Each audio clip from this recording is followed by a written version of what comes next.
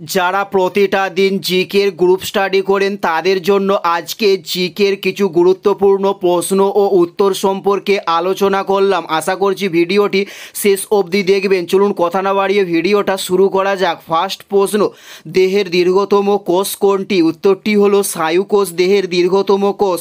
উত্তরটি হলো স্নায়ু কোষ দেহের দীর্ঘতম কোষ। নেক্সট প্রশ্ন, দেহের শক্তিশালী পেশির নাম কি? উত্তরটি হলো চোয়ালের পেশিকে বলা হয় দেহের শক্তিশালী পেশি। উত্তরটি হলো চোয়ালের পেশি। নেক্সট প্রশ্ন, করোটি স্নায়ুর সংখ্যা কটি? উত্তরটি হলো 22 জোড়া করোটি স্নায়ুর সংখ্যা।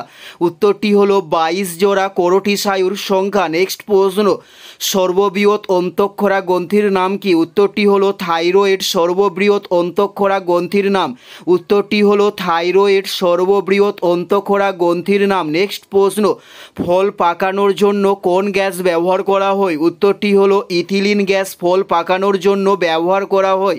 নেক্সট প্রশ্ন, ভারতের বৃহত্তম পশম উৎপাদনকারী রাজ্য কোনটি? উত্তরটি হলো রাজস্থান ভারতের বৃহত্তম পশম উৎপাদনকারী রাজ্য। নেক্সট প্রশ্ন, পূর্ণিমা ও অমাবস্যায় কোন কঁঠাল থাকে? উত্তরটি হলো ভরা কঁঠাল পূর্ণিমা ও অমাবস্যায় থাকে। উত্তরটি হলো ভরা কঁঠাল।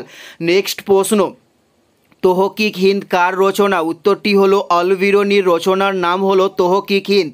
উত্তরটি হলো অল বিরুনির রচনা। নেক্সট প্রশ্ন, গরবা নাচের প্রচলন রয়েছে কোথায়? উত্তরটি হলো গুজরাটে গরবা নাচের প্রচলন রয়েছে।